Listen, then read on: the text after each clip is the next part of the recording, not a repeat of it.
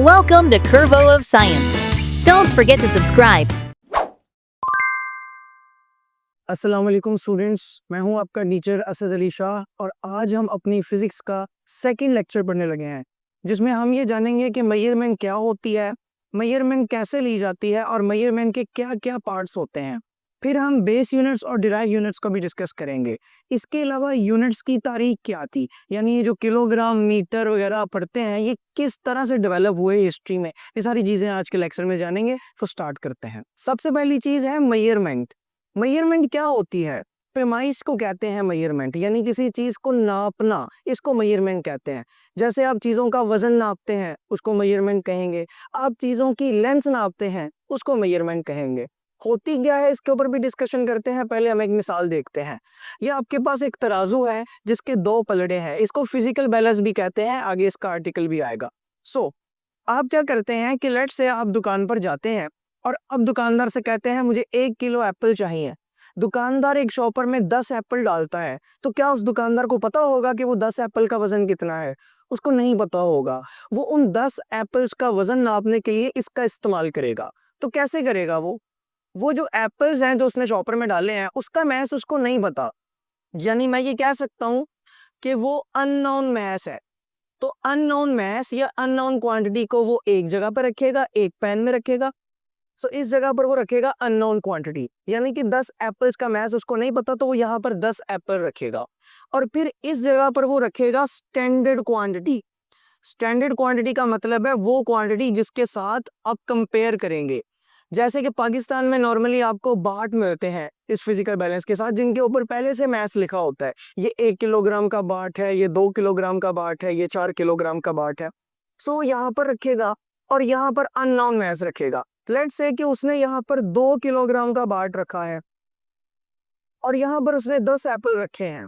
अब अगर यहाँ और यहाँ का वजन इक्वल हुआ, यानी अननोन क्वांटिटी और स्टैंडर्ड क्वांटिटी का वजन इक्वल हुआ, तो यहाँ पर जो नीडल होती है वो बिल्कुल सीधी हो जाएगी और आपको पता लग जाएगा कि ये इक्वल हो गए हैं। तो अगर यहाँ 2 किलोग्राम था तो यहाँ पर भी 2 किलोग्राम ही आएगा।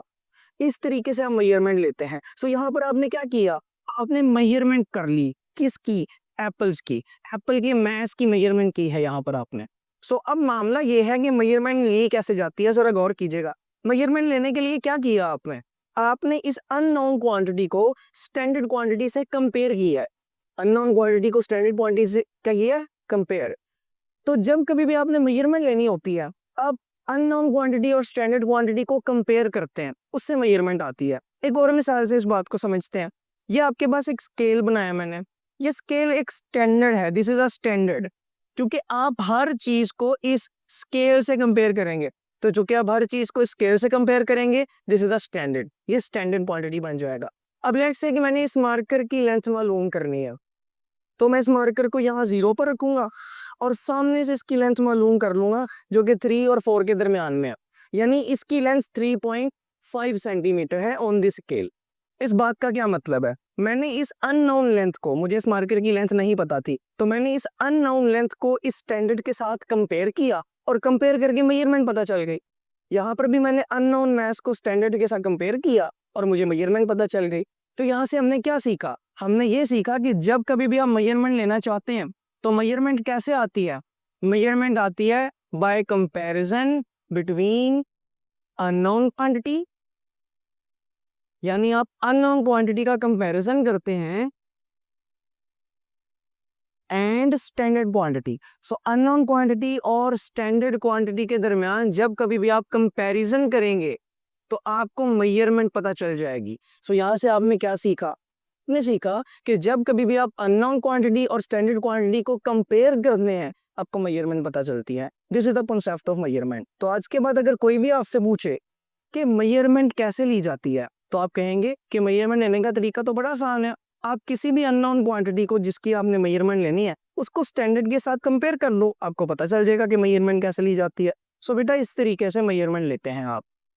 अब हमने मेजरमेंट ले ली, लेकिन मेजरमेंट के वाले से आपको कुछ बातें और भी पता होनी चाहिए, जैसे कि पार्ट्स ऑफ अ मेजरमेंट। किसी भी मेजरमेंट के कितने हिस्से होते हैं? तो याद रखिएगा, हर मेजरमेंट के 2 इंपॉर्टेंट पार्ट्स होते हैं।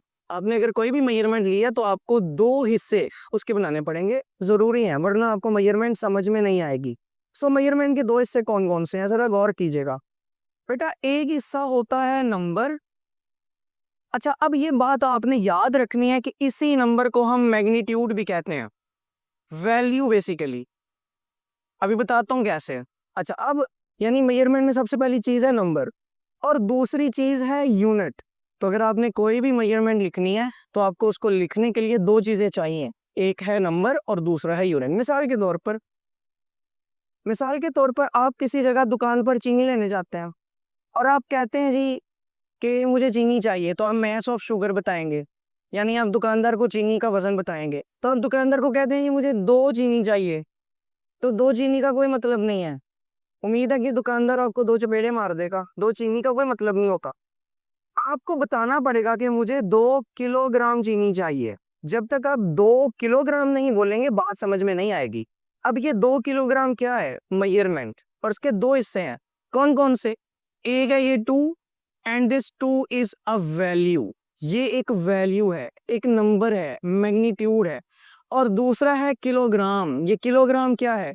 This is the unit. तो यहां से आपने क्या सीखा? आपने सीखा कि किसी भी मेजरमेंट को बताने के लिए या फिजिकल क्वांटिटी को बताने के लिए दो चीजें चाहिए, नंबर एंड अ यूनिट। बिल्कुल इसी तरह अगर आप लेंथ मेजर करते हैं, लेट से आप कहते हैं इस मार्कर की लेंथ कितनी है, जो कि अभी हमने अपने स्केल से मेजर की थी। तो कोई बंदा कहता है जी इसकी लेंथ थी 3.5। भाई 3.5 क्या? आपको बताना पड़ेगा कि 3.5 सेंटीमीटर। तो यहां से आप क्या समझे कि 3.5 एक नंबर है, यानी कि वैल्यू है, और सेंटीमीटर क्या है? यूनिट। तो आपको किसी भी फिजिकल क्वांटिटी को या किसी भी मेजरमेंट को समझने के लिए दो चीजें चाहिए, एक आपको चाहिए नंबर और दूसरा आपको चाहिए यूनिट। अगर आप इनमें से कोई एक चीज नहीं बोलेंगे तो आपको मेजरमेंट समझ में नहीं आएगी। जैसा मैंने पहले कहा कि अगर आप दुकान पर जाके कहें अंकल अंकल मुझे 2 चावल चाहिए, तो इसका कोई मतलब नहीं है। दुकानदार कहेगा भाई तुम क्या चाहते हो। सो इसलिए याद रखिएगा कि आपकी जो मेजरमेंट है वो यूनिट के बगैर मीनिंगलेस है। यानी अगर आप यूनिट नहीं बताएंगे तो मेजरमेंट की बात समझ में नहीं आएगी। तो हम ये भी कह सकते हैं यहाँ पर कि अ मेजरमेंट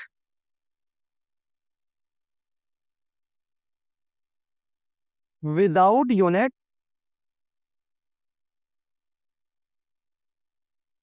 इज मीनिंगलेस। यानी अगर आपके पास एक मेजरमेंट है जो यूनिट के बगैर है, यानी आपने उसमें यूनिट नहीं बोला, तो वो मीनिंगलेस है, उसका कोई मतलब नहीं होगा। तो ये याद रखिएगा कि कोई भी मेजरमेंट यूनिट के बगैर मीनिंगलेस होती है। यूनिट के बगैर किसी भी मेजरमेंट का कोई भी मतलब नहीं होता।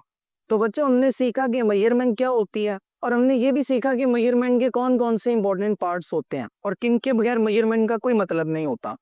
अब यहाँ पर बात आई है यूनिट की। यानी किसी भी मेजरमेंट को समझने के लिए सबसे इंपॉर्टेंट हिस्सा या सबसे इंपॉर्टेंट पार्ट यूनिट होता है। अब सवाल ये पैदा होता है कि ये जो यूनिट्स हम पढ़ते हैं, जैसे यहाँ पर मैंने किलोग्राम लिखा या यहाँ मैंने सेंटीमीटर लिखा, तो ये यूनिट कैसे डेवलप हुए? ये बात याद रखिएगा कि ये कदीम जमाने में नहीं होते थे। जब इंसान ने इस दुनिया में सोचना समझना शुरू किया और वो इस दुनिया में नया नया था, तो वो इस तरह के यूनिट्स नहीं बना सकता था। तो फिर इंसान ऐसे यूनिट्स बनाता था जो उसके लिए समझना आसान होते थे। मिसाल के तौर पर कुछ लोग अपने बाजू की लेंथ को इस्तेमाल किया करते थे, अपने बाजू की पूरी लेंथ को, और आज भी ये इस्तेमाल किया जाता है। इसको गज कहते हैं। आपने अक्सर सुना होगा इतने गज कपड़ा या इतने गज कोई इलास्टिक वगैरह। सो ये जो बाजू की पूरी लेंथ है, ये इंसान पहले जमाने में इस्तेमाल किया करते थे, इसको गज कहते थे। बिल्कुल इसी तरह जो आपके पाँव की लेंथ होती है वो पुराने जमाने में फुट कहलाती थी। 1 फुट 2 फुट, आपने सुना होगा इतने फीट लंबा जहाज। तो वो फीट या फुट आपके पाँव की लेंथ हुआ करती थी पुराने जमाने में। बिल्कुल इसी तरह पंजाब में माएँ गिट्ठे नापा करती हैं, आज भी ये आपको मिल जाएगा। तो कदीम जमाने में इंसान इस तरह के यूनिट्स इस्तेमाल किया करता था। अच्छा, इसके अलावा और वजन नापने के लिए या चीज़ों की अमाउंट नापने के लिए लोग अपनी हथेली का इस्तेमाल किया करते थे। यानी लोग अब अगर दुकान पे जाकर गंदम खरीदनी है, तो उस जमाने में करेंसी नोट या कोई पैसे नहीं हुआ करते थे। तो फिर वो इस तरह से सौदा होता था कि तुम मुझे 2 हथेली चावल दो, मैं तुम्हें 2 हथेली गंदम दे दूंगा। अब दुकानदार बड़े चालाक थे। वो दुकान में छोटे बच्चे को बिठा लेते थे। अब क्योंकि छोटे बच्चे के हाथ छोटे होते हैं, तो जो लोग अपने घर से 2 थैली चावल लेके आते थे वो तो ज्यादा लेके आते थे। लेकिन जब वो बच्चा उनको वापस 2 थैली गंदम करता था तो उसके हाथ छोटे होते थे, और इससे दुकानदार को फायदा होता था। तो मैंने एक और बात सीखी यहाँ से कि ये जो इंसानों ने अपने यूनिट्स बनाए थे, जैसे हाथ की लेंथ, बाजू की लेंथ और पाँव की लेंथ, या फिर हथेली से चीजें बेचना और खरीदना, इसमें एक बहुत बड़ा मसला था, और मसला ये था कि किसी का बाजू लंबा होता है, किसी का छोटा होता है, किसी का पाँव बड़ा होता है, किसी का छोटा होता है। तो किसी का फुट बड़ा होगा, किसी का छोटा होगा, किसी का गज बड़ा होगा, किसी का गज छोटा होगा, और किसी की हथेली बड़ी होगी और किसी की हथेली छोटी होगी। इससे होता ये था कि पूरी दुनिया में यूनिट्स अलग अलग हो जाते थे और कोई भी बात ठीक से समझ में नहीं आती थी, एरर आ जाते थे बातों में। अच्छा, इसके अलावा लोगों ने मकामी यूनिट्स बनाए हुए थे। जैसे पाकिस्तान में आज भी लेंस के लिए गज चलता है, और अगर आप अमेरिका में चले जाएं तो वहाँ मीटर चलता है।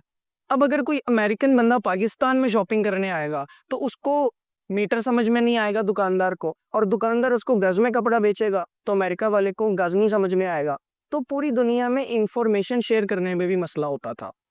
तो फिर कुछ साइंसदान जागे, 1961 में उन्होंने ये सोचा कि पूरी दुनिया में एक जैसे यूनिट लगा देने चाहिए, ताकि अगर कोई भी बंदा यहाँ से वहां जाए या कोई पाकिस्तान का साइंटिस्ट कोई रिसर्च पेपर पब्लिश करे और वहां के लोग उसको पढ़ें तो उनको वो यूनिट समझ में आ सके। सो इसको कहते हैं सिस्टम इंटरनेशनल। सिस्टम का मतलब है निज़ाम, इंटरनेशनल का मतलब है पूरी दुनिया में एक जैसा। सो क्या किया गया कि साइंटिस्ट ने 1961 में एक मीटिंग की। उस मीटिंग का नाम क्या था? उस मीटिंग का नाम था general conference on weights and measures. तो साइंसदानों ने वेट्स के ऊपर और मेजर्स के ऊपर एक कॉन्फ्रेंस की, एक मीटिंग बुलाई। ये 11वीं कॉन्फ्रेंस थी। इसके पहले 10 कॉन्फ्रेंसेस हो चुकी थी जिसमें और भी बहुत सारी डिस्कशंस हुई थी। सो 1961 में एक जनरल कॉन्फ्रेंस हुई वेट्स एंड मेजर्स के ऊपर, और इसके बाद साइंटिस्ट ने ये डिसाइड किया कि पूरी दुनिया में एक सिस्टम लगेगा जिसमें हर जगह सेम यूनिट्स अप्लाई होंगे। जैसे आप देखें, आज मैथ्स के लिए हर जगह किलोग्राम इस्तेमाल होता है, पाकिस्तान में भी और बरतानिया में भी और अमेरिका में भी। सो सबको बात समझ में आ जाती है। सो 1961 में general conference on weight and measure हुई, जिसके अकॉर्डिंग एक सिस्टम अडॉप्ट किया गया। System was adopted. और किसका सिस्टम था? ये एसआई यूनिट्स का सिस्टम था, यानी इसमें हमने एसआई यूनिट्स को पूरी दुनिया में एक जैसा बना दिया था। सो सिस्टम वाज अडॉप्टेड, जिसमें हमने ये कहा था कि internationally SI units same use होंगे।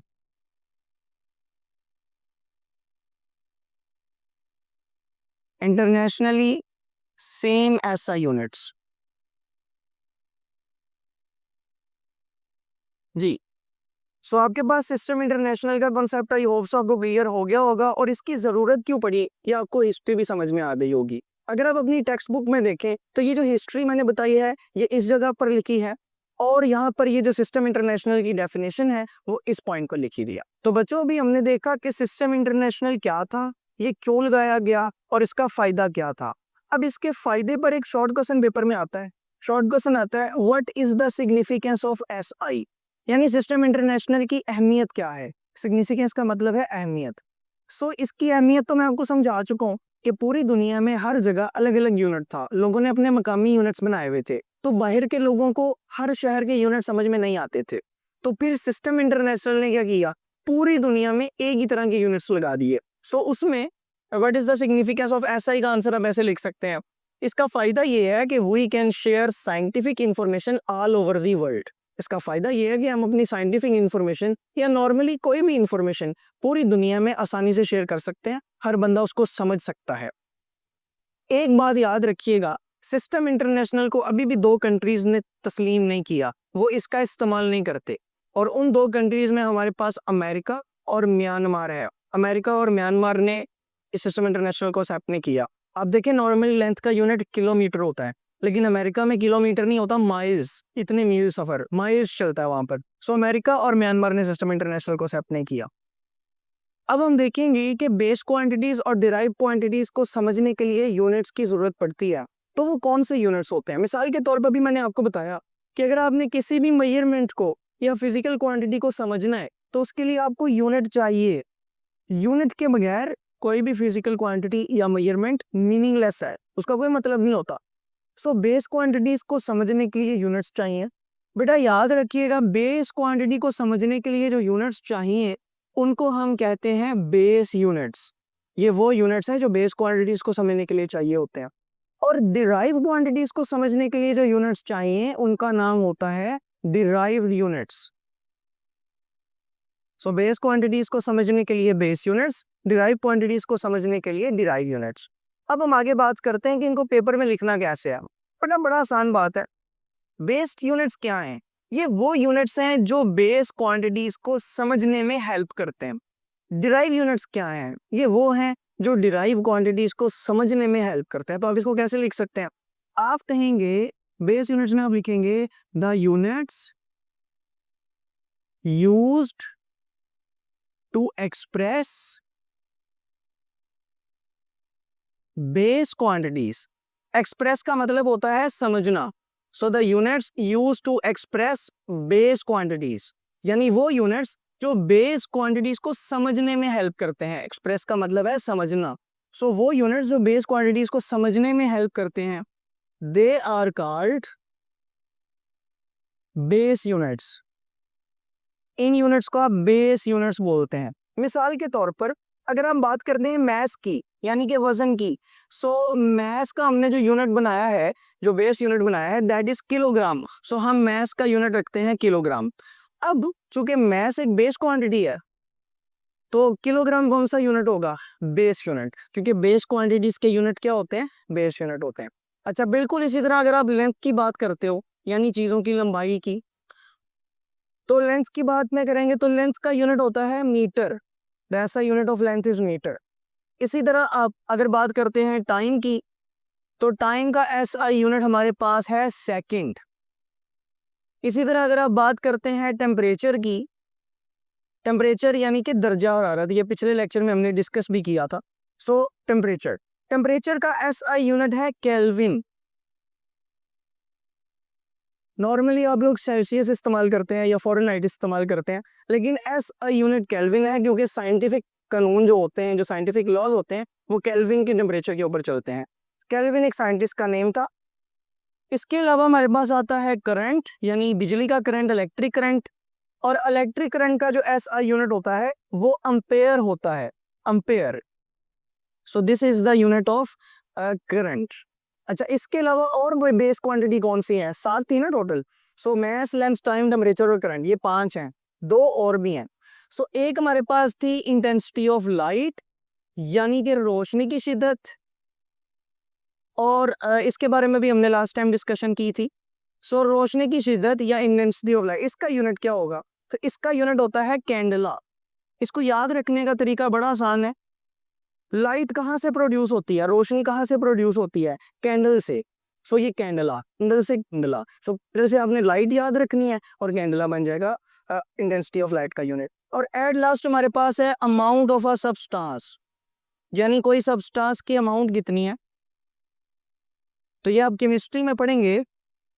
अमाउंट ऑफ अ सबस्टांस यानी कोई एटम कितने ज़्यादा हैं या कोई मॉलिक्यूल्स कितने ज़्यादा हैं। सो वो आपके पास है मोल, इसका यूनिट। सो बेटा ये आपके पास 7 बेस क्वांटिटीज हैं और 7 बेस क्वांटिटीज के यूनिट भी कितने हैं? 7। सो पेपर में एमसीक्यू आता है। पेपर में एमसीक्यू क्या आता है? एमसीक्यू आता है जी, number of base units. Total base units कितने हैं?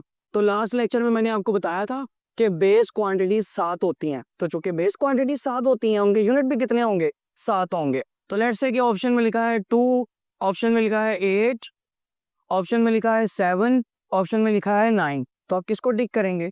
आप 7 को टिक करेंगे। सो ये हमारे पास हो गए बेस यूनिट्स। अब हम बात करते हैं डिराइव यूनिट्स के वाले से कि डिराइव यूनिट्स क्या हैं। तो बड़ी सिंपल सी बात है, the units used to express base quantity are called base units. बस आपने करना क्या है, अपने बेस क्वांटिटीज की जगह डिराइव क्वांटिटीज लिख लेनी है और बेस यूनिट्स की जगह डिराइव यूनिट्स लिख लेना है, आपकी डेफिनेशन बन जाएगी। सो आप कहेंगे the units used to express derived quantities, वो यूनिट्स जो डिराइव क्वांटिटीज को समझने में हेल्प करते हैं। The units used to express derive quantities, जो डिराइव क्वांटिटीज को समझने में हेल्प करते हैं, आर कॉल्ड डिराइव यूनिट्स। उन यूनिट्स का नाम आप रखते हैं डिराइव्ड यूनिट्स। सो ये डिराइव यूनिट्स की डेफिनेशन है। अब डिराइव यूनिट्स तो बहुत सारे हैं, बहुत सारे हैं। तो अब सबके यूनिट्स टाइमली याद करेंगे, मतलब जैसे आपकी कोर्स कंप्लीशन होगी तो आप अलग अलग डिराइव क्वांटिटीज पढ़ते जाएंगे, उनके यूनिट्स भी आप याद करते जाएंगे। कुछ के मैं आपको यहाँ पर लिखवा देता हूँ। तो एरिया भी हमने लास्ट टाइम पढ़ा था एग्जाम्पल के तौर पर डिराइव क्वांटिटी की। एरिया एक डिराइव क्वांटिटी है। एरिया का यूनिट होता है मीटर स्क्वायर्ड, यानी मीटर के ऊपर आप स्क्वायर लगा देते हैं। This is the unit of area. इसके अलावा हमारे पास है वॉल्यूम। वॉल्यूम का यूनिट होता है क्यूबिक मीटर। क्यूबिक मीटर का मतलब क्या है? क्यूबिक मीटर का मतलब है आप मीटर लेंगे और मीटर के ऊपर आप क्यूब लगा देंगे, सो ये बन जाएगा क्यूबिक मीटर। ये वॉल्यूम का यूनिट है। इसके बाद हमारे पास आता है स्पीड, और स्पीड का जो ऐसा यूनिट है दैट इज मीटर पर सेकंड। ये भी आपको याद रखना है, मीटर पर सेकंड। इसको लिखते कैसे हैं? इसको लिखते हैं m, यानी मीटर पर सेकंड के लिए s की पावर में -1 लिख देंगे तो ये मीटर पर सेकंड बन जाएगा। इसके अलावा और भी कुछ हैं, जैसे कि इलेक्ट्रिक चार्ज का यूनिट है कूलम, प्रेशर का यूनिट है पास्कल, और प्लेन एंगल का यूनिट है रेडियन। ये आपको इस टेबल में मिलेंगे जो आपकी किताब के पेज पे लिखा है। यहाँ पर सबसे इंपॉर्टेंट चीज जो याद रखने वाली है वो प्लेन एंगल है। प्लेन एंगल ये वो नॉर्मल एंगल है जो आप बनाते हैं। मिसाल के तौर पर अगर ये आपके पास एक सर्कुलर पाथ है और इसमें आप इस मकाम के ऊपर खड़े हैं यहाँ पर, और आप यहाँ से चल के इधर आ जाते हैं, मतलब आप सर्कल में ये फासला तय करते हैं, तो आप देखेंगे कि सर्कल के सेंटर पे एक एंगल बनेगा। सो ये जो एंगल बनेगा इस एंगल को आप रेडियंस में नापते हैं। अब यहाँ पर बच्चे अक्सर मेरे से सवाल करते हैं, सर ये तो डिग्रीज में नापते थे हम, 30 डिग्री, 40 डिग्री, 90 डिग्री, लेकिन ये रेडियन कहाँ से आ गया? तो बेटा याद रखिएगा, जिस तरह हम टेम्परेचर सेल्सियस में नापते हैं, लेकिन इसका ऐसा यूनिट कौन है? केल्विन। सो नॉर्मल जिंदगी में जो चीज़ें हम बाज़ दफ़ा यूज़ करते हैं वो फिजिक्स में यूज़ नहीं होती। सो यहाँ पर हम डिग्रीज में इस्तेमाल करते हैं, लेकिन फिजिक्स में अच्छे से समझने के लिए इसका जो SI यूनिट बनाया गया है वो रेडियन है, और ये RAD इसका सिंबल है। RAD is a symbol of radian. So बेटा ये हमारे पास बेस यूनिट्स और डिराइव यूनिट्स है। इसमें से किस तरह के MCQs पूछे जा सकते हैं? इसमें से जो MCQs आपसे पूछे जा सकते हैं वो कुछ इस तरह के होंगे। MCQ पूछा जाएगा, which of the following is not a base quantity? दी गई ऑप्शन में से बेस क्वांटिटी कौन नहीं है? जिस तरह पिछले लेक्चर में हमने MCQ देखा था। अब ऑप्शंस में आता है, ऑप्शन में आता है स्पीड, ऑप्शन में आता है लेंथ, ऑप्शन में आता है मैस, और ऑप्शन में आता है टाइम। तो दी गई ऑप्शन में से कौन सी बेस क्वांटिटी नहीं है? सो गौर कीजिएगा, लेंथ, मैस और टाइम तीनों बेस क्वांटिटीज हैं। इनमें से कौन सी बेस क्वांटिटी नहीं है? स्पीड। और सेम इसी तरह के MCQ इन यूनिट्स के वाले से भी आ सकते हैं कि कौन सा ऑप्शन बेस यूनिट नहीं है। नीचे 4 ऑप्शन होंगे तो आपको बताना होगा कौन सा बेस यूनिट नहीं है। सो ये आपका आज का लेक्चर था। इसमें अगर कोई प्रॉब्लम हो तो कमेंट में पूछ सकते हैं आप। बहुत शुक्रिया, अल्लाह हाफिज। Thanks for watching. Subscribe to our channel. And don't forget to like and share.